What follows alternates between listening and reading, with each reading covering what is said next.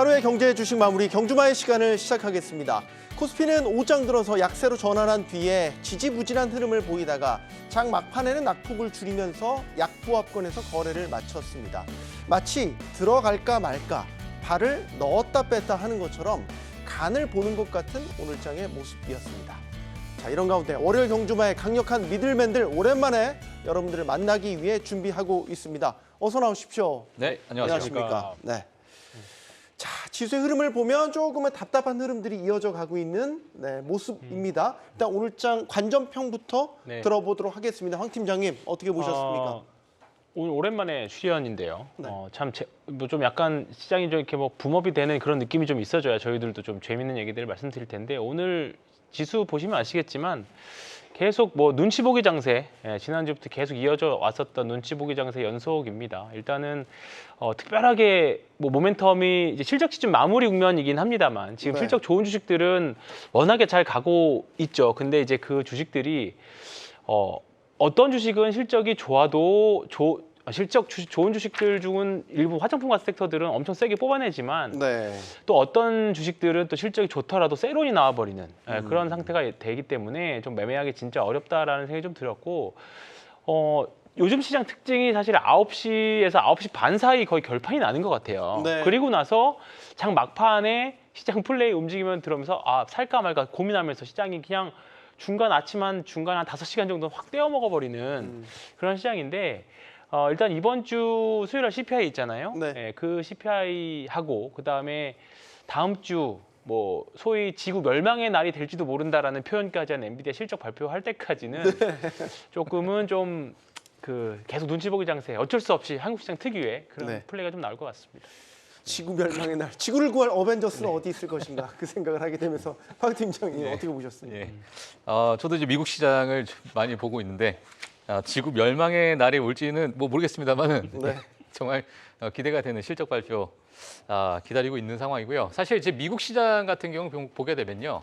과거 M7에 대한 쏠림 현상이 정말 많았습니다. 이번에 실적 발표도 좀 보시게 되면 여러 수익 성장이 정말 좋은 그런 흐름을 좀 보였고 지금 미국 시장을 또 보게 되면은 실적 발표가 어느 정도 개인 투자자분들이 좋아하는 기업들은 어느 정도 마무리가 좀 됐어요.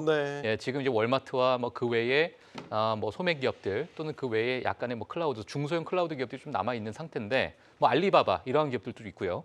자, 근데 지금 상황을 좀 보게 되면 과거에 좀 빅테크의 쏠림 현상이 지금 현재는 약간의 다른 중소형 기술주 또는 중소형 기업들 과거에 낙폭이 좀 과대했던 기업들로 살짝 옮겨가고 있는 그런 모습입니다. 지금 미국 시장이요. 물론 그런 그 기업들의 뭐 엄청나게 아웃퍼폼을 하는 그런 퍼포먼스를 보이고 있는가를 봤을 때는 그 정도까지는 아니지만은 지금 시장에서는 올해 2024년에 2분기, 3분기, 4분기로 넘어갈수록 과거에 이제 빅테크에서 약간의 중소형 쪽으로도 넘어가고 금리 인하 시점이 어느 정도 다가오게 되면서 그런 부분에 대한 이제 수급에 대한 이야기도 좀 많이 나오고 있는 상황이다 보니까 이제는 실적 발표가 어느 정도 끝나고 나서 다시 매크로 지표로 옮겨가는 그 초입 구간이 아닐까라는 생각이 들어요. 그러니까 이번 주에 또 뭐 국내에서는 사실 국내 시장은 이제 휴장이겠지만은 미국에서는 이제 또 CPI가 수요일 날 또 발표가 있기 때문에 미국 시간으로 그렇기 때문에 그런 부분을 우리가 좀 지켜봐야 될 것으로 보여지고 있고요. 물론 이 CPI 때문에 어떠한 뭐 트렌드가 또는 모멘텀이 작용할지는 모르겠지만 뭐 그 정도의 어떤 파급력 있는 CPI가 발표가 있을지는 저는 사실 뭐 그 정도까지는 아니라고 생각이 들고 있고 국내 시장 같은 경우 오늘도 제가 좀 보고 왔는데 뭐 상당히 좀 까다로운 시장이 좀 벌어지고 있는 것 같다. 정말 트레이딩의 어떤 관점으로 좀 접근해야 되지 않을까라는 생각이 좀 들면서 심리적으로 많은 개인 투자자분들이 실망할 수 있는 그러한 시장이 좀 연결되고 있는 것 같습니다. 그래서 그 부분은 오늘 사실 경주만 통해서 같이 이야기 나눠보면 어떨까 싶습니다. 사실 이제 지수만 보면 오후에 들어서 또 맥없이 빠져버리고 주도주도 뭐 기존에 그래도 그나마 견인차 역할을 했던 반도체, 뭐 바이오, 뭐 2차 전지까지 전반적으로 좀 맥이 없다. 오늘 장을 어떻게 봐야 될 것인지 참 대응하기도 쉽지 않을 것 같다라는 생각이 듭니다. 제가 한마디로 정리해드리자면 거친 순환매에 정신이 없다. 거친 순환매에 정신이 없다. 무슨 얘기냐면 지난주 금요일로 돌아가 볼까요? 삼성전자 관련한 일종의 루머 혹은 어떤 소식이 들리면서 반도체 소부장들이 박살이 났어요. 그런데 박살이 나면서 화장품들이 굉장히 급등을 하는 실리콘투라는 회사가 상한가 칠 정도로 네. 이렇게 해서 강하게 움직였는데 사실은 그거를 우리가 생각을 해볼 때 막상 반도체가 안 좋아서 갔는지 그런 것보다는요. 화장품 실적이 오늘 강력했기 때문에 글로 옮겨갈 수 있는 명분을 좀 찾을 거라 생각을 합니다. 오늘도 같은 흐름이 계속 이어지고 있었는데 한 섹터가 빨갛게 붉어지면 그쪽으로 우르르 갔었어요. 그게 아침 시초에는 로봇이 그랬습니다. 그런데 9시 한 40분에서 10시 사이까지 로봇이 옛날 로봇 같은 큰 모습을 보이지 않으니까는 바로 전력기기로 움직이고요. 그랬다가 또 아니니까는 또 어디 갔다가 전력기 갔는데 또 2시에 재룡정기 실적 발표하니까 그것도 이게 아닌가 하면 또 밀리고 이게 무슨 얘기냐면 전반적으로 우리가 수요일 날 쉬지 않습니까? 네. 쉴 때 CPI를 맞아요. 그렇게 되면은 한 섹터에 내가 뭔가 강력하게 베팅하기는 어려운 상황. 이것이 국장의 전형적인 특성입니다. 그렇기 때문에 휴일이 있기 전에 그 안에 휴일 중에 CPI라는 중요한 이벤트까지 있기 때문에 그 전까지는 월, 화 아마도 이런 오늘 정도의 시장 흐름이 전개되지 않을까라고 개인적으로 생각하고 있고요. 그렇게 된다면 제가 이렇게 말씀을 드렸어요. 이럴 때 어떻게 해야 되는 겁니까? 라고 많이 물어보시더라고요. 네. 매매 못 하실 거면 가만히 있으시는 게 낫다라고 말씀 좀 드렸어요. 지금 왜냐하면 지금 지난주부터 오늘 사이에 게임주 많이 급등도 나왔었잖아요. 그랬는데 그게 지금까지는 너무 안 봤기 때문에 그렇거든요. 안 봤기 때문에 뭐냐면 이거를 수급 빈집이라 얘기를 합니다. 즉 수급 빈집의 특징은 뭐냐면 아무도 안 봤다가 조금씩 급등이 나와요. 그런데 거기서 수급이 좀 채워지면 또 팝니다. 개인 섹터가 안 간다는 얘기가 아니고 이런 그 하방 추세가 돌릴 때는 어느 정도의 수렴 횡보의 구간이 있는데 이쪽으로 또 쏠리면 또 그쪽으로 다른 쪽 쏠리는 게 또 보인다는 거죠. 그래서 이럴 때 우리 박 팀장 얘기하신 것처럼 까다로워요. 근데 주식 매매는 확률 게임을 좀 하는 거잖아요. 근데 지금 확률은 좀 까다로운 확률입니다. 그러면 좀 쉬워지는 확률 때 매매하는 게 우리 개인 투자자분들, 예를 들어서 기관 투자라든지 운용하시는 분들은 매일 주식을 해야 돼요. 그런데 우리 개인 투자자분들은 안 해도 되잖아요. 그러니까는 좀 쉬운 확률일 때 하자라고 좀 말씀을 드리고 왔고요.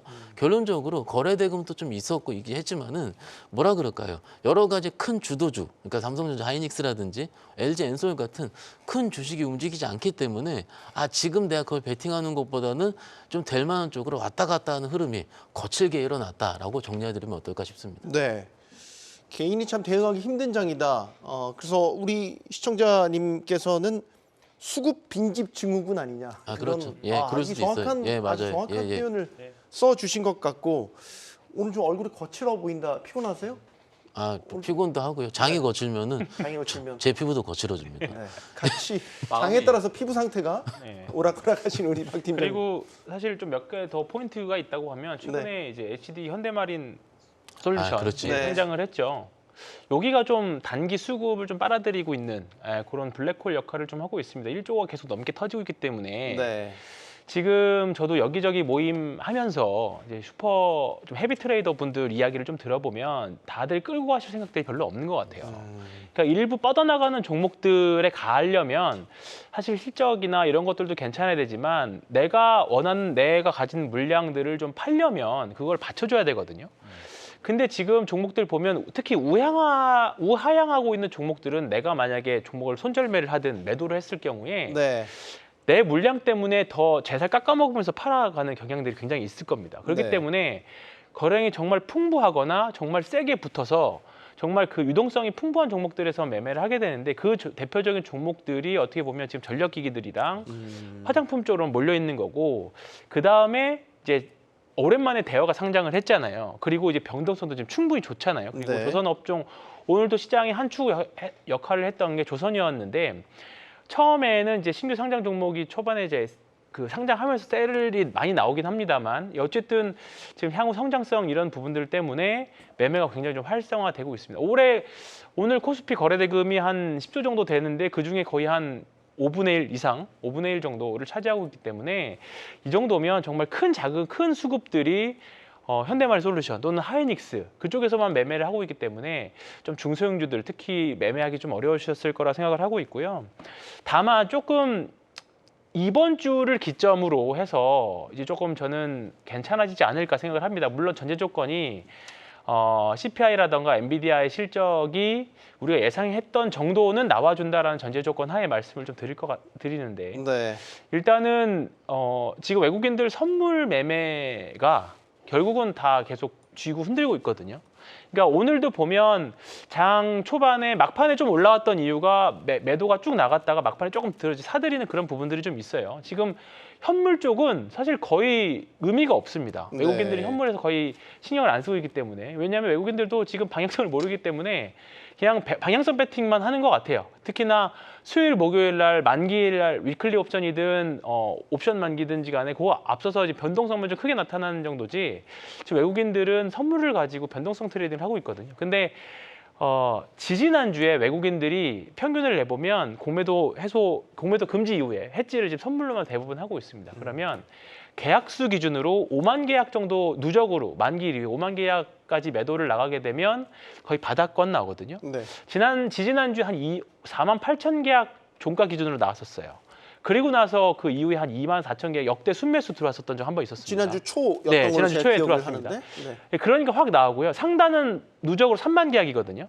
총 위아래 8만 계약인데 지금 딱 중간으로 보면 한 마이너스 15,000에서 2만 계약 정도가 딱 중간인데 딱 지금이 그 상태입니다. 네, 네. 지금 지난번 만기 이후에 지금 한 15,000 계약 정도 지금 형성돼 있거든요. 그러니까 지금 딱 중립이에요, 중립. 여기서 위로 튀면 매도가 나올 거고요. 아래 튀면 매수.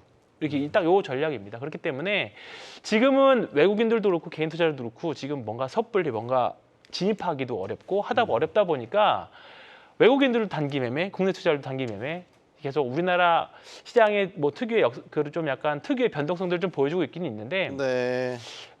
일단은 뭐 올해 우리나라 전체 순이익이라던가 네. 전반적인 상황 고려해봤을 때 너무 두려워하실 필요는 없다. 좀 재미는 없어도 네. 그 말씀 좀 드리고 싶습니다.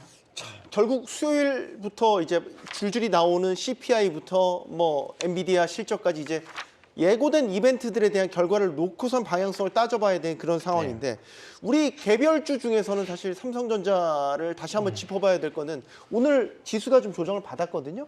근데 이제 왜 조정을 받았냐 여러 해석들이 나오고 있는 것 중에 하나가 엔비디아의 납품이 지연될 것이다라는 식의 보도가 나오면서 이게 좀 일정 부분 영향을 미치지 않았을까라는 분석이 나오고 있습니다. 예, 맞습니다. 지금 뭐 약간의 뭐 찌라시 형태의 어떤 뉴스들이 좀 나왔었던 네. 지난 뭐 금요일부터 그런 이야기가 좀 많이 나왔었는데요. 많은 분들께 좀 우려를 하고 계시는 것 같아요. 물론 지금의 과거를 우리가 조금 되짚어 보면 과거 이제 2월 달부터 해서 엔비디아의 사실상 납품이 좀 금지가 아니라 납품이 좀 지연이 됐다 또는 납품이 어느 정도 뭐 좀 안 될 가능성이 좀 크다라는 그런 뉴스가 좀 나오긴 했었습니다. 그러다 보니까 과거 SK 하이닉스와 삼성전자의 HBM 관련해서 많은 이야기들이 좀 나오다 보니까 이 부분에서 정말 어떻게 우리가 뭐 받아들여야 될까 또는 어떻게 우리가 방향성을 잡아야 될까 많은 고민을 좀 하셨던 상황이고요. 그리고 마이크론과 TSMC의 어떤 방향성을 좀 보더라도 삼성전자에 있어가지고 그렇게 또 썩 어찌 보면 TSMC와 마이크론은 좋은 뉴스지만 네. 삼성전자 입장에서는 그렇게 썩 좋은 뉴스가 아닐 수 있는 그러한 뉴스들이 좀 많이 나오다 보니까 오늘도 또 지난 금요일도 마찬가지로 조금은 좋지 않은 그런 흐름을 보이지 않았나 이렇게 좀 보여주고 있습니다. 예. 사실 지금 뭐 수율과 발열에 있어서 뭐 하이닉스에 완전히 뭐 밀렸다는 이야기가 좀 나오고 있는 상태고요. 네. HBM 같은 경우에 물론 뭐 8단, 12단 또는 그 넘어가서 HBM4 같은 경우에도 뭐 16단까지도 갈 수 있는 상황이기 때문에 네. 어느 정도의 어떤 그 각 기업의 방향성을 좀 가지고 있는가를 봐야 되는데 사실 우리가 좀 비교를 좀 해보면 지금 뭐 엔비디아의 입장에서는 사실 많은 어떤 하청 업체를 좀 두고 나서 경쟁을 시키고 그 안에서 효율적인 어떤 칩 공급을 받기 위한 그런 액션을 많이 취할 것으로 좀 보여집니다. 그 안에서 여러 가지 잡음은 분명히 있을 거라고 생각이 드는데 네. 지금 최근에 들어가지고 나오는 SK하이닉스와 삼성전자 어떤 비교에 관련돼서 많은 분들께서 약간 우려를 하고 있죠. 그러니까 특히나 삼성전자의 주주분들은 그런 상황인 것 같습니다. 박 팀장님. 삼성전자가 엔비디아의 HBM 납품이 어렵다라고 했다가 이게 반전의 계기가 마련된 게 젠슨 황 엔비디아 최고 경영자의 일종의 쇼맨십 덕분이었잖아요. 친필 사인이었죠. 젠슨 어프루브드라는 네. 그리고 삼성 기대가 크다. 네. 뭐 이런 식의 이제 립 서비스와 쇼맨십을 보여주면서 삼성도 엔비디아의 납품이 가까이 왔나? 뭐 이런 식의 이제 반등의 트리거가 그때 됐었는데 지금 나온 보도를 보면 이게 또 꼬리를 내리는 건가? 이렇게 해석을 해야 되나? 어떻게 보십니까? 네, 뭐 제 보도를 좀 디테일하게 봤는데 이게 어떻게 보면은 그 하이닉스 생산 과정의 일부를 준용을 했기 때문에 네. 그렇기 때문에 일단은 기준 적용에 따라서 다른 문제가 있어서 일단 어려울 수 있다라는 부분이 좀 나온 것 같긴 해요. 그런데 이게 기술적인 문제를 제가 논의하기는 좀 어렵습니다. 그런데 막상 작년부터 어찌 보면 뒤처졌던 삼성전자 입장에서 계속 이런 노이즈가 나오는 건 맞긴 맞거든요. 네. 맞으면은 시장에서는 좀 공시라든지 혹은 뉴스단에서 좀 나와야 되는데 그게 지금 아직까지 나오지 않는 게 개인적으로 좀 안타까운 부분이기도 하고요. 그런데 막상 더 디테일하게 보면은 8단은 지금 쇼티지잖아요. 근데 지금 문제가 돼 있는 부분은 HBM3E라고 해서 5세대 12단이 어떻게 보면 약간은 딜레이가 될 수 있다라는 거고 네. 막상 주가 입장에 봤을 때는 12단까지 납품할 수 있는 부분이 미리 밸류에이션이 되어 있기 때문에 오늘 밀린 거죠. 근데 막상 보시면은 개인적으로 오늘 그 삼성전자 분봉을 보시면은 3시 20분에서 30분 사이에 뿅 이렇게 올랐거든요. 근데 그때 그 거래소 현물에 어떤 일이 있었냐면은 거래소 3시 20분까지 거의 970억 정도 매도였어요. 매도였다가 3시 반 되니까는 110억 플러스로 바뀌었거든요. 한 1,000억 정도 매수가 들어온 거예요. 아마 삼성전자의 일부 물량이 들어온 건데 그러면은 막상 그런 뉴스단에서 노이즈성 뉴스단에서 문제 때문에 주가가 빠진 거라 제가 보기엔 일단 주가 빠진 건 일부는 그럴 수 있지만은 실질적으로 수급 플레이가 좀 있었다고 봅니다. 예, 저는 그렇게 보는 게 합리적인 것 같아요. 아직 네. 그게 정해진 게 없거든요. 정해진 게 없는데 네. 막상 주가가 빠졌기 때문에 그렇게 생각이 좀 드는 거죠. 네. 아까 제 서두에도 지난 금요일 얘기 잠깐 드렸긴 했지만 그런 뉴스 플로우가 좀 있었기 때문에 소부장이 빠졌다라는 것보다는 실정 시즌 화장품이 너무 강력했기 때문에 우리 국내 수급 구조상 이걸 팔고 이걸 사야 할 수밖에 없는 이런 구조가 어쩔 수 구조이기 때문에 그게 더 많이 빠졌다라고 저는 해석하는 게 어떨까 싶어요. 네. 일단 저는 그렇게 생각하고 있습니다. 그러니까 엔비디아 납품 지연에 대한 보도 이에 따른 것 때문에 지수가 좀 주가가 좀 빠졌냐? 그것만으로 해석할 수 없는 거고 네. 수급에 대한 문제 맞습니다. 말씀해 주셨고 황 팀장님은 저도 같은 의견이고요. 요거를 네. 좀 중소형주 소부장단으로 좀 해석을 하면 네. 만약에 요 기사대로라면 삼성전자와 삼성전자의 밸류체인에 있는 소부장들은 좀 사실 급락이 더 나왔어야 됐습니다. 그래야 되겠죠. 그렇죠. 동조화되니까. 네, 맞습니다. 근데 오늘 소부장들을 보면 사실 뭐 특별하게 이건 이래서 이렇습니다라고 뭐가 딱 줄을 지어서 합리적으로 우리가 생각할 수 있는 부분들은 아니었어요. 오히려 삼성전자 밸류체인 있는 소부장들은 오른 게 있었고 하이닉스 당연히 이렇게 되면 하이닉스 최소한 떨어지진 않겠다라고 했던 종목들이 오늘 또 급락 나온 종목들도 몇 종목들이 있었거든요. 그렇기 네. 때문에 오늘 이 기사 가지고 우리가 섣불리 판단할 수 있는 부분은 아닌 것 같습니다. 네. 다만 이제 조금 우려스러운 거는 결국은 하이닉스의 선점 효과일 수도 있거든요. 네. 그러니까 하이닉스가 먼저 기준을 딱 세워놔 버리니까 거기에 못 맞추다 보니까 엔비디아가 삼성전자한테 요구하는 수준들이 이렇게 못하면 우리 니네 거 못 쓴다 이런 개념이 되는 거죠. 그러니까 사실 올해까지는 8단이 이제 주력이고 내년 12단 가면 또 어떻게 될지 모르겠습니다만 일단 지금은 우리가 만약에 신규로 산다라고 하면 우리가 주식 매수할 때 저희 이제 박현 선생님이랑 같이 얘기하는 게 뭐냐면 노이즈 있는 주식 안 산다거든요. 노이즈 있는 주식을. 좀 노이즈가 있는 그렇죠. 거죠. 뭐 그죠. 굳이 따지면 따지고 보면 거네요. 있는 거죠. 되면 대박이지만 안 될 수도 있는 거고. 근데 하이닉스는 이미 선점 효과로 뭔가 이미 앞서가고 있는 거고. 그렇게 되면 굳이 우리가 삼성전자와 하이닉스를 반도체 HBM으로만 놓고 투자한다. 또는 이게 뭐 뒤에 스마트폰이나 다른 뭐 낸드나 DRAM 이런 것까지 합산하지 말고 HBM의 성장성으로만 놓고 삼성전자와 하이닉스의 투자를 난 결정하겠다라고 하면 사실 삼성전자보다는 하이닉스 쪽으로 선택을 하시는 게 맞겠죠. 네, 그러니까 지금 신규 매수를 하시겠다라고 하면 사실 네. 조금은 그런 식으로 생각해 보시지 않겠느냐. 이게 마치 짠 듯 오늘 네. 삼성전자와 하이닉스의 주가가 명확하게 그렇죠. 갈렸지 네, 않습니까? 네, 맞습니다. 이런 부분들을 반영하는 건지도 좀 유심히 생각을 해봐야 될 것 같고 아까 지구 멸망의 날 말씀 주셨으니까 그렇게 엔비디아가 중요할까? 엔비디아에 납품을 하는 게 도대체 뭐길래 네. 뭐길래 이렇게까지 그죠? 네. 엔비디아 리스크가 계속되는 걸까? 뭐가 그렇게 중요한 겁니까? 엔비디아 납품하는 게. 뭐 지금 엔비디아가 AI 칩에 있는 여러 이제 독점적인 위치죠, 사실. 예. 전 세계 이제 90%가 넘는 그러한 이제 공급을 하다 보니까 뭐 어쩔 수 없이 많은 기업들이 이제 엔비디아에 많이 의존을 하고 있는 상황인데요. 물론 이 부분은 뭐 지속이 될까라는 부분은 우리가 좀 지켜봐야 될 것 같고요. 네, 사실은 뭐 여러 이제 경쟁이 점점 치열해지고 있는 상황이고 많은 빅테크 기업들도 이제 자사의 칩을 개발하고 있는 그런 상황이다 보니까 네. 예, 결국에는 그러한 어떤 정해져 있는 파이 자체는 점점 이제 좀 점유율 자체는 조금씩 이제 낮아질 수도 있는 그런 상황이다 보니까 뭐 지금 현재는 그게 초입 구간이라고 보시면 될 것 같고요. 자, 그러다 보니까 뭐 많은 이제 경쟁이 좀 있는 것 같습니다. 그리고 우리 국내 투자자들도 뭐 그렇게 많이 관심을 갖고 있는 것 같고요. 만약에 엔비디아의 납품 지연이 공식적으로 확인된다라고 한다면 이거는 주가에 어떤 영향을 미칠까요? 아까 이제 하이닉스와의 어떤 주가 차별화 이런 부분들을 언급해 주셔서 물론 가정입니다. 지금 결정된 거 없습니다. 오해하지 마십시오. 네. 만약에 엔비디아 만약에. 그렇다면 사실은 근데 삼성전자가 올라올 때요. 처음 올라올 때는 작년에 HBM 첫 개발한다는 곳에서 올라온 거가 있고요. 두 번째 최근에 올라올 때는 아시다시피 레거시 D램 때문에 올라온 겁니다.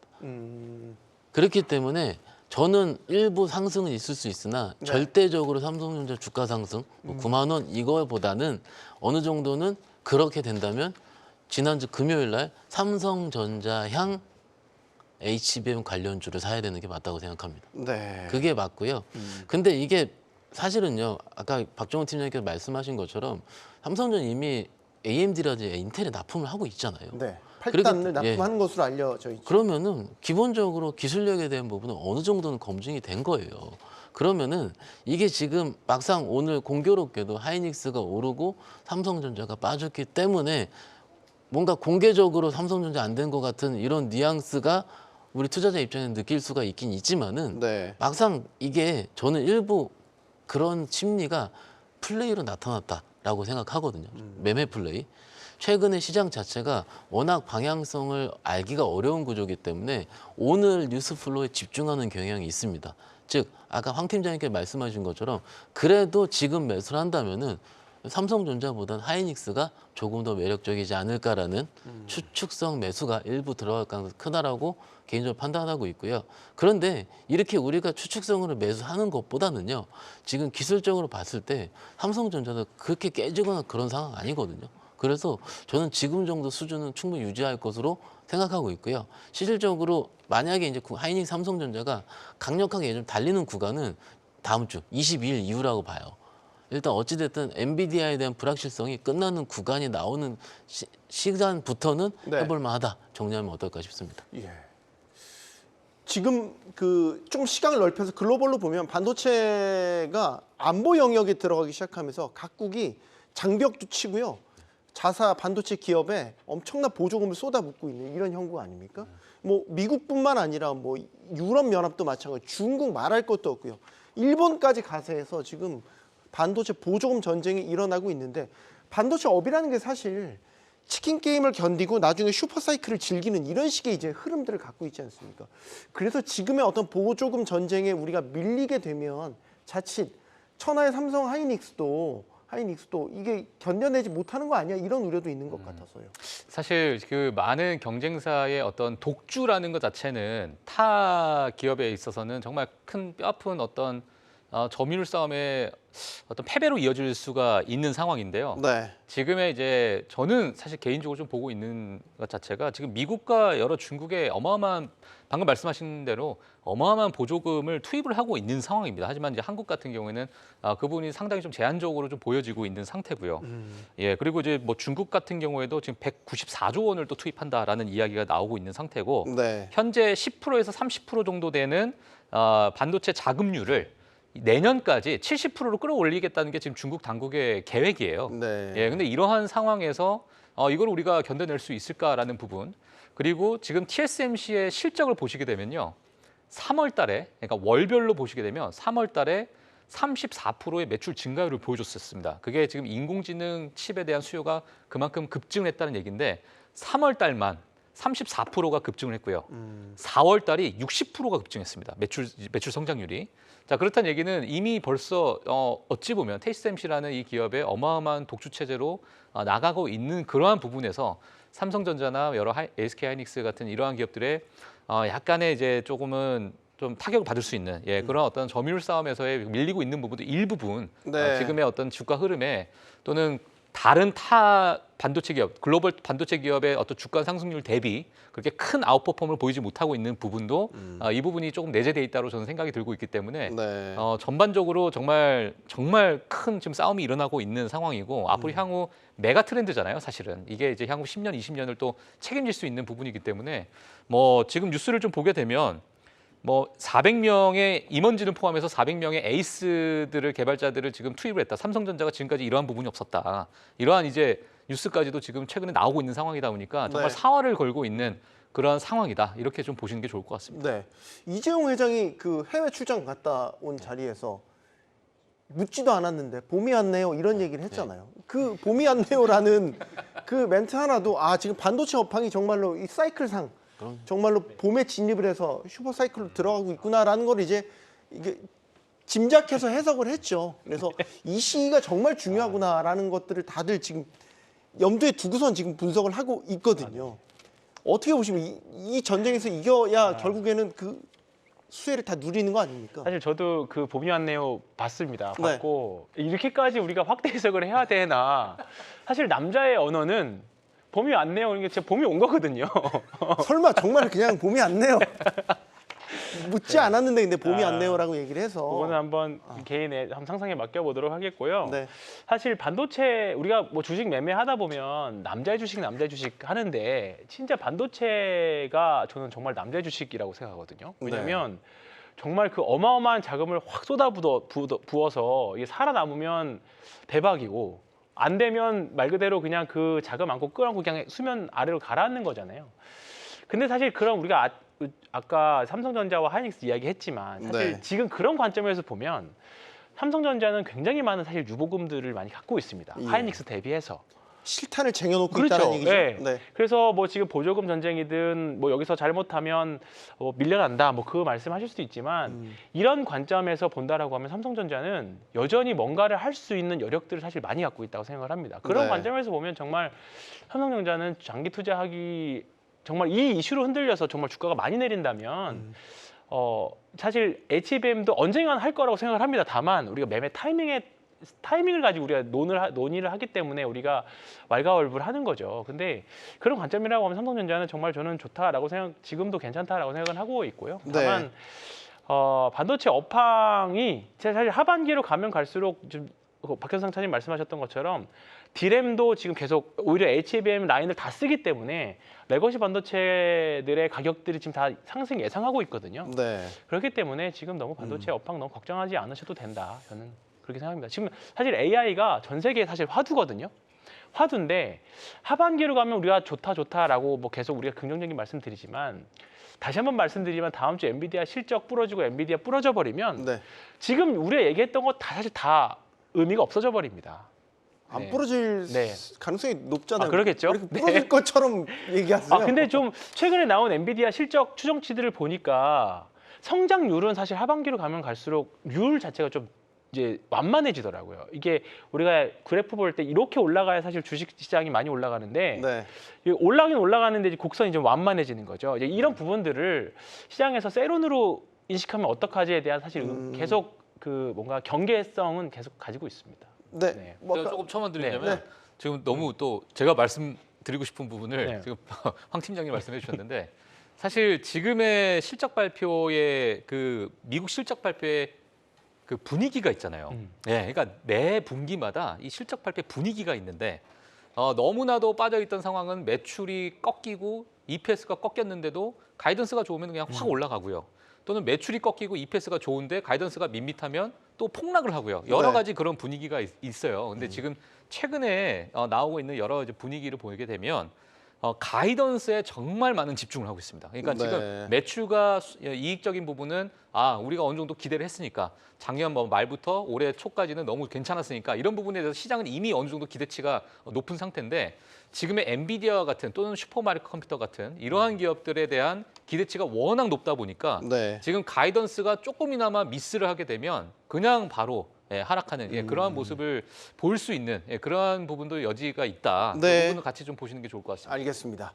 자, 이런 가운데 또 하나 빅 이벤트라면 빅 이벤트가 될 수 있겠고 폭탄급 이슈가 터진다면 터질 수 있겠다라고 보여지는 거는 미국이 지금 관세를 앞세워서 중국과의 전쟁을 다시 한번 벌일 조짐을 보이고 있습니다. 지금 바이든 행정부가 예고한 관세 이슈 곧 이제 발표가 될 예정입니다. 이게 어느 정도 파급력을 갖는 이슈가 될지 어떻게 보십니까? 관세 같은 경우는 기본적으로 한 나라의 경쟁력과 네. 그리고 우리 입장에서는 파급 효과를 충분히 누릴 수가 있기 때문에 제대로 보는 거고요.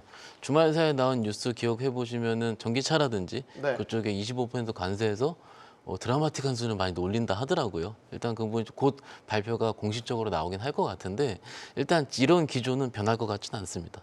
그런데 변할 것 같지 않기 때문에 뭔가 시장에서 강력한 효과도 죄송하지만 개인적으로는 비쌀 것 같습니다. 어떤 얘기냐면 강력한 효과가 없을 것 같다. 왜냐하면 우리는 주가에 대한 퍼포먼스를 보려고 얘기를 하는 거잖아요. 네. 사실상 그렇게 했으면은 오늘 2차 전지가 많이 움직여야 돼요. 근데 안 움직였잖아요. 그리고 자동차 현대차 기아는 올랐잖아요. 일부 움직였죠. 일부 움직였는데 이 정도로 한 1, 2% 최근에 좀 쉬었던 거가 있기 때문에 움직이는 것 치고는 주식 입장에 봤을 땐 이걸 유의미하다고 제 개인적으로 봤을 땐 평가하지 않을 수도 있다고 생각합니다. 네. 물론 이런 부분 자체가 우리가 뉴스 플로우는 충분히 회자될 수 그렇게 하는데 저희는 주식을 하는 사람이기 때문에 일단은 조금 더 이런 관세에 대한 부분을 지켜봐야 된다고 충분히 인정을 합니다. 하지만은 이런 이벤트성을 가지고 내가 매매 타점을 이용하겠다라는 부분은 저는 개인적으로 아닌 것 같아요. 그건 반대. 예, 반대입니다. 예. 그 단기적으로 봤었을 때 지금 이제 관세 인상 혹은 새로운 관세 부과 대상인 품목들이 우리와 중국이 직접적으로 경쟁하는 품목들이 많이 있잖아요. 그렇죠. 태양광 있죠? 전기차 마찬가지죠? 철강 알루미늄은 알루미늄이 아니다. 철강 제품까지도 네.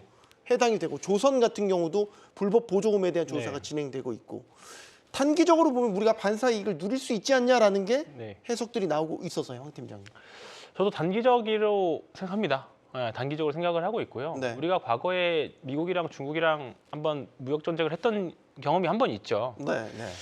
그렇다 보니까 그리고 결국은 해결이 잘 됐었고 그렇기 때문에 일단은 주식시장 자체로는 한번 해왔던 재료이기 때문에 이게 조금은 뭐 단발적으로 저는 지나갈 수 있다라고 봅니다. 근데 다만 이 중에서 조선이나 기계 이런 쪽들은 사실 실적까지 같이 좋아지고 있는 국면이거든요. 특히 오늘 이 부분에서 가장 민감하게 움직여줬던 게 그나마 조선이었던 것 같습니다. 조선 진짜 한 10여 년을 고생하다가 이제 본격적으로 이제 올라가려고 하고 있고 앞으로 이제 친환경 선박에 대한 부분들까지 조금 이제 성장성이 나오면서 이런 쪽이 좀 수혜를 받을 수 있을 거라고 보는데 네. 조선 쪽 정도는 한번 중장기적으로 해보면 되지 않을까 싶습니다. 나머지 뭐 우리가 항상 미국이랑 중국이랑 싸우면 같은 변동성으로 나오는 뭐 중소 메탈 업체라든가 여러 가지 일부 종목들 테마성을 움직이는 것들이 있는데 사실 그 종목들에서 한번 잘못 매매해서 물려버리면 또 미국이랑 중국이 싸울 때까지 으렁달 때까지 또 기다려야 되거든요. 네. 그렇기 때문에 너무 장구하지 마시고 지금 어렵다 해도 결국 믿을 건 실적입니다. 실적이고 지금 투자자들이 결국은 종국적으로 지금 최근에 보면 이거는 성장성 없어 하더라도 실적이 잘 나오는 주식들 최근에 보면 한샘 같은 주식들도 실적이 좋으니까 일단은 수급들이 붙어주거든요. 그렇기 때문에 일단은 1분기 실적들 중에서 특히 이제 서프라이즈 내는 것들 또는 2분기 예상치까지 조금 긍정적인 흐름들이 예상되는 종목들 잘 찾아보시면 좋은 흐름이 보일 거라고 보는데 그중에 대표적인 게 지금 조선이지 않을까 싶습니다. 네. 여러 섹터에 대한 이야기를 해주셨는데 하나만 더 말씀드릴게요. 지금 바이든 행정부에서 중국 전기차에 대해서 100% 관세 부과를 하겠다라는 이제 방침이 보도가 됐는데 그러자 트럼프 공화당 후보가 나는 200% 부과하겠다. 그러니까 엎친 데 덮친 격으로 지금 중국 대리기에 지금 경쟁적으로 나서고 있는 이런 분위기이거든요. 이걸 그럼 단기적으로는 뭐 해석을 차치하고 중장기적으로 봤었을 때 우리한테는 어떤 영향을 미칠 것이냐 이런 부분들까지 감안한다면 어떤 견해세요? 저는 뭐 중장기적인 관점 모르겠습니다. 지금 관세라는 부분을 보게 되면 결국에는 대선의 정치적인 플레이로서 볼 수밖에 없는 상황이잖아요. 지금 현재 네. 미국의 어떤 언론 플레이들을 보게 되면 자 그렇다는 얘기는 이번 올해에 있는 대선까지는 그래도 이 관세에 관련된 이야기들은 우리가 지속적으로 좀 듣게 될 것 같아요. 네. 듣게 될 것 같은데 사실 저는 이 뉴스를 좀 보게 돼서 우리 다 같이 한번 저희 시청자분들도 한번 고민해 보시면 좋을 것 같아요. 그러니까 미국에 있는 중국차 주가의 비중이 얼마나 될까 사실은. 아직은 거의 없죠. 판매량이 예. 미미하죠. 예, 그리고 과거에 25%라는 관세나 지금 뭐 100%, 그러니까 4배를 올린 지금 100%의 관세도 뭐 그렇게 지금 뭐 점유율이 있어가지고 정말 뭐 훼손을 줄 수 있을 만한 뭐 그러한 부분도 아닌 것 같고요. 그리고 이제 지금 나오고 있는 상황에서 허점이 뭐냐면 중국 내에서 만들어진 중국차에 대한 관세입니다. 근데 네, 이게 지금 네. 중국 기업들이 비아디 같은 기업들도 멕시코로 넘어가서 멕시코 공장에서 만들고 있어요. 근데 이러한 기업의 이 멕시코에서 만들고 있는 중국 전기차 같은 경우에는 관세가 혜택을 또 받죠. 예, 또 이제 또 제재 대상이 또 아니기 때문에 예, 그러니까 이제 여러 허점이 지금 있고 있는 상태다. 근데 여기에 사실 한 번 더 얹었던 부분이 트럼프 후보의 야, 너희들 지금 멕시코에다가 짓고 있는 것까지 내가 모를 것 같지? 그 부분에까지 내가 다 관세를 다 매길 거야. 그러니까 어떻게 우회적으로 들어올 생각하지 마. 이렇게 이제 확 이제 뭐 마침표를 찍어버리는 그런 상황이다 보니까 사실 이러한 부분은 자국 보호주의가 뭐 지속적으로 될 것 같고요. 그리고 이 부분은 사실 대선까지는 좀 이어지지 않을까라는 저는 개인적으로 생각하고 있기 때문에 네. 일부 뭐 섹터에서는 이런 부분이 조금씩 뭐 섹터를 좀 칠 수 있는, 좀 움직일 수 있는 그런 요인으로서는 뭐 받아들여지고 있다. 하지만 네. 이걸 뭐 대세 트렌드로 보기에는 좀 힘들다. 이렇게 좀 말씀드리고 싶습니다. 어떻게 보면 이제 세 분 다 공통된 의견은 주가 측면, 증시 측면에서는 영향이 뭐 이걸 과대 해석할 필요는 없다라고 보시는 것 같고 제한적인 영향 정도로 현재로서는 그렇게 보고 계시는 것 같습니다. 최근에 이제 금리 문제도 그렇고요. 이런 그 관세와 같은 정치 외교적인 이슈도 그렇고요. 전반적으로 지수를 예측하는 데 있어서 불확실성이 커지고 있거든요. 그렇기 때문에 지수 자체가 올라도 내가 가진 계좌만 보면 그렇게 해피하지 않다, 행복하지 않다라고 보시는 분들이 그러니까 이거 아까 대응하기 참 힘든 장이다라고 얘기하는 것과 일맥상통하는 것 같아요. 이런 장세가 언제까지 이어질까요? 일단 신규 상장이 되고 있죠 지금. 현대마린솔루션이라는 종목이 지금 시총이 아마 8조가 넘었을 거예요. 네. 그러면은 실질적으로 다른 종목을 팔고 그 종목을 들어오려는 기존의 매매 플레이가 계속이 될 가능성이 크고요. 그러면은 기존의 종목을 팔 때 그 종목들이 빠지는 겁니다. 지수는 그대로 유지가 되더라도 네. 기존 내가 물려있는 소위 내가 손실되어 있는 종목들이 빠지는 걸 경험하고 있기 때문에 우리 투자자분들이 힘든 거죠. 그러면 이런 상황, 나의 계좌 상황을 탈피하려면 어떻게 해야 됩니까? 안 좋은 거를 일단 팔아놔야 돼요. 그런데 기본적으로 우리 투자자분들이 손절을 굉장히 두려워해요. 저도 압니다. 저도 고객계좌 매매 입장에서는 손절이 굉장히 힘듭니다. 저도 알고 있는데 일단 기본적으로 어느 정도 지지선이라든지 이런 거 이탈을 했다 싶을 때는 일단 저는 어느 정도는 현금화를 하는 게 맞다라고 생각을 해요. 네. 그래야지 다음 새로운 썸씽, 새로운 뭔가 테마, 새로운 뉴스가 혹은 새로운 이슈가 나와서 대응을 할 수가 있거든요. 주식은 대응을 해야 되는데 물론 우리 투자자분들께서 가장 좋아하는 말이 있습니다. 뭡니까? 가만히 두고 있으면 따블 난다. 그렇죠. 그런데 그게 듣고 싶은 말이죠. 그런데 그 듣고 싶은 말처럼 되는 주식시장이 항상 아니었습니다. 그렇죠. 그렇기 때문에 아직까지 제 기준에서 국내 시장은요. 대응을 해야지 수익이 나는 시장입니다. 그렇기 때문에 대응은 하기 싫으셔도 해야 되고요. 그래서 내가 가지고 있는 종목이 실적이 어떻게 나는지. 솔직히 이거는요. 저희 경주만 시간뿐만 아니고 제가 수십 번, 수백 번 말씀을 다 기본일 거예요. 네. 그래서 이럴 때일수록 기본을 좀 지키자라는 거고 아까 잠깐 말씀드리자면 신규 상장주라든지 수급이 계속 분산되는 시장 환경이 있기 때문에 기존에 내가 들고 있는 종목들이 빠지는 상황을 좀 이해하시면 어떨까 싶습니다. 그럼 양 팀장님 좀 마음 놓고 대응할 수 있는 섹터가 뭡니까? 불안해하지 않고 마음 놓고 대응할 수 있는 섹터. 죄송합니다. 또 어려운 질문을 드렸네요. 그게 사실 이번 주 금리 결정이 좀 나야 좀 명확하게 나올 것 같습니다. 네. 그러니까 이번 주에 이제 CPI 발표하고 나서 CPI가 예상치대로만 나와준다라고 하면 사실 올 하반기에 금리 인하 기조는 좀 더 명확해질 것 같습니다. 그리고 이제 유럽 명란은행 같은 경우는 금리 인하에 대한 이야기도 나오고 있고 굳이 미국이 금리 인하를 해야 우리가 하진 않는다. 뭐 그런 식의 또 코멘트도 했었기 때문에 네. 그렇게 되면 당연히 기존의 성장주들이 훨씬 더 세겠죠. 당연히 셀 확률이 좀 높고요. 일단 지금은 이번 주가 뭐 다른 것도 있지만 실적 시즌이 이번 주를 지나면 이제 끝이 납니다. 네. 그러기 때문에 결국 실적 시즌에는 실적 좋은 종목들로 모멘텀이 확 갈 수밖에 없어요. 지금 시장에는.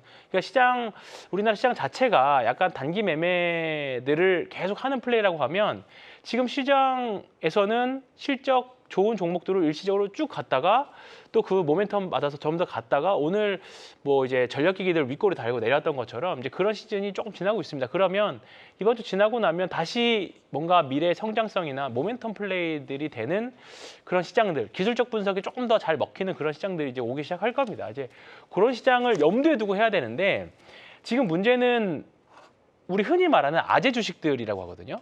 진짜 재미없는 주식들, 기계나 항공이나 최근에 뭐 CJ, 화장품 이런 주식들이 올라가잖아요. 그러니까 지금 사실 좀 재미없는 시장이에요. 기존에 이제 코로나 이후에 좀 들어왔던 분들 입장에서는. 네. 근데 요 구간이 조금 이제 손이 좀 바뀔, 흔히 말하는 이제 순환매가 이제 좀 될 때가 되지 않았느냐. 제가 직접적인 섹터들을 좀 말씀드리기 좀 그렇지만 가장 편한 건 반도체이지 않을까. 연간으로 계속 실적 우상향하고 있는 섹터니까. 네, 그 말씀 좀 드리겠습니다. 네. 조금 첨언해 드리면은 지금 코리아 시장의 특징이 있습니다. 아까 계속 특징 말씀드리는데 내일까지 5월 15일까지가 1분기 실적 발표하는 시즌이에요. 네. 전통적으로 실적 시즌의 매매의 기울기가 가장 강력한 시즌이 1분기입니다. 왜냐하면은 1분기 시즌은 그의 방향성을 볼 수가 있잖아요. 네. 그래서 실적으로 플레이어들이 그때 실적 좋은 거를 확 들어가는 그런 매매 기울기가 1분 굉장히 강해요. 그러니까는 실적이 좋은 섹터로 내가 지금 들어가는 것들이 많아지는 거거든요. 그런데 2분기가 되면, 그러니까 15일이 지나게 되면은 또 개인적으로 봤을 때는 또 내러티브성 시장이 형성될 가능성이 큽니다. 그게 아마도 황 팀장 얘기했었던 이런 시장이 바뀐다는 거죠. 이게 매매하는 입장에서 봤을 때 혹은 매니저들이라든지 기타 여러 가지 플레이어들의 특성상 시장을 쫓아갈 수밖에 없어요. 시장을 쫓아가지 못하면은 벤치마크에서 뒤흔들다 그래서 꼭 안 좋게 되지 않습니까? 그렇기 때문에 기본적으로 시장을 매매하는 사람들이 그쪽으로 쏠 수밖에 없습니다. 그런데 만약에 시장이 실적 발표 시즌이 끝나서 다시 새로운 이슈로 들어오는 내러티브성 시장으로 또 바뀐다는 전제가 제가 보기 맞을 것 같고 그러면은 판이 또 달라져요. 지금 좀 전에 제가 보니까 이런 이제 대응에 대한 말씀 드릴 때마다 우리 투자자분들이 맨날 욕을 하시거든요. 왜 욕하시면 그거 쫓아가다가 망했다고 얘기 많이 하세요. 네. 그런데 왜 망하지냐면 너무 빠질 때 무서워서 손절을 치고요. 보고 있다가 오늘 전력기기 올라가는 처럼 전력기기 쫓아가기 때문에 망하는 겁니다.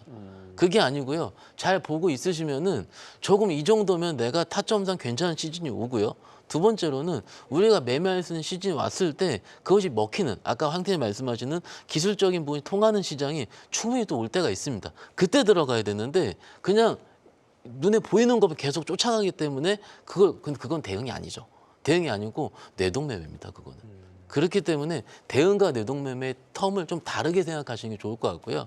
조금은 지금 시즌에 그런 것들을 좀 성찰할 수 있는 그런 시간을 생각하신다면 어떨까 싶습니다. 네. 네, 뭐 저도 한 가지 좀 첨을 드리자면 사실 지금 너무 좋은 말씀 많이 해주셨는데 전반적으로 또 이제 과거와 비교했을 때 지금 국내에 계시는 많은 투자자분들이 또 미국 주식을 많이 보고 계세요. 예, 그래서 과거와 또 다른 그런 포트폴리오를 또 형성하고 계신 분들도 많은데 지금 뭐 국내 시장과 뭐 정말 최근에 미국 주식을 좀 보시게 되면 정말 극명하게 좀 갈리는 그런 어떤 수익률이 보이다 보니까 네. 자, 이런 상황에서도 약간의 좀 뭐랄까요, 좀 수익을 좀 극단적인 수익률을 좀 쫓아가는 그런 마음이 국내 시장에서 또 녹아 들어가 있지 않을까. 좀 미국 시장은 이렇게 잘 가고 있고 약간의 포모 현상도 좀 있을 것 같고요. 네. 예, 그리고 이제 미국 주식에 대해서 아직까지 내가 지식이 부족하다 보니까 뭔가 내가 선뜻 나가기 힘드신 분들도 분명히 있으실 것 같은데 자, 이러한 여러 가지 뭐 글로벌 시장까지도 최근 들어가지고 많은 보는 그 트렌드 때문에 특히나 뭐 엔비디아 같은 기업들 뭐 계속 우리가 팔로우하게 되는 그런 상황이다 보니까 그러한 여러 가지 심리적인 부분이 좀 국내 시장에서도 약간 트레이딩 관점으로 좀 들어가는 게 아닐까 이렇게 좀 보여주고 있습니다. 그냥 믿고 갈 수 있는 섹터가 없어요. 뭐 예를 들면 전력 관련주들은 올해 들어와서 굉장히 주가가 탄력적이었고 뭐 전력과 관련된 인프라망 투자 이런 것들은 지금 세계적인 어떤 많은 지표들이 슈퍼사이클로 진입했다는 걸 다 지금 목 놓아 얘기하고 있잖아요. 네. 그럼 이런 섹터들은 좀 예외로 봐야 되는 거 아닙니까? 계속 가는 거 아닌가요? 제가 요 얘기를 내로우든 와이드든. 제가 요 얘기를 드려볼게요. 많이 올라 있는 주식을 한번 사본 경험이 여러분들 있으실 겁니다. 근데 많이 올라온 주식이 이틀 흔들려요. 그러면은 손절이 나가요. 그리고 손절 나가고 또 하루 있다 바로 급등이 나옵니다. 주식 투자 입장에서 가장 중요한 건 그 섹터에 대한 분석도 인정합니다. 그렇지만 지금 시장처럼 이 변동성이 큰 시장에서는 내가 이 섹터를 들어갔을 때 얼만큼 버틸 수 있느냐의 나의 크기를 먼저 보고 들어가셔야 돼요. 그러면 지금 아까도 얘기한 것처럼 아까 미국 시장 잘 얘기를 하셨는데 미국 네. 시장 특징이 어떻습니까? 테크가 가이드는 안 좋으면 부러지고요. 대신에 테크가 아닌 쪽은요. 적당해도 올라와요. 그럼 이거 그러면은 지금 많이 올라온 쪽이 지금 내가 보기엔 불안하거든요. 전력기기가 안 좋다는 얘기 아니에요. 전력기기는 지금 글로벌 평균 대비해서 변압기 쪽은 쌉니다. 어떻게 보면 실질적으로. 그렇기 때문에 해볼 만해요. 막상 근데 오늘 움직인 쪽은 전선 쪽이에요. 그러면은 내가 싸다고 생각해서 변압기를 들어갔는데 네. 오늘 전선 20% 올라가면은 사람 미치는 거죠. 이게 어떻게 보면 그래서 사람들이 어떤 얘기 하시냐면 예. 전력기 관련 ETF 사람 말씀하시는 왜냐면 각 개별 종목들의 변동성을 견디기가 힘들기 때문에 그렇습니다. 약간 이 얘기 좀 제가 좀 흥분했는데 결론적으로 뭐냐면 흥분하셔도 됩니다. 예, 또 말씀하시죠. 이게 뭐냐면 많은 분들이 이런 얘기를 하십니다. 나는 오른 주식을 쫓아가는 게 좋다. 혹은 나는 빠진 주식을 사는 게 좋다. 그거는요 사람마다 다른 겁니다. 성격도 여기 약간 반영이 성격, 될것 성향 같아요. 다 들어갑니다. 그래서 저희가 실제로 현장에 상담을 할 때 어떻게 하냐면 네. 고객들 만나보고 성향을 파악을 해보고 성향에 맞는 종목을 해요.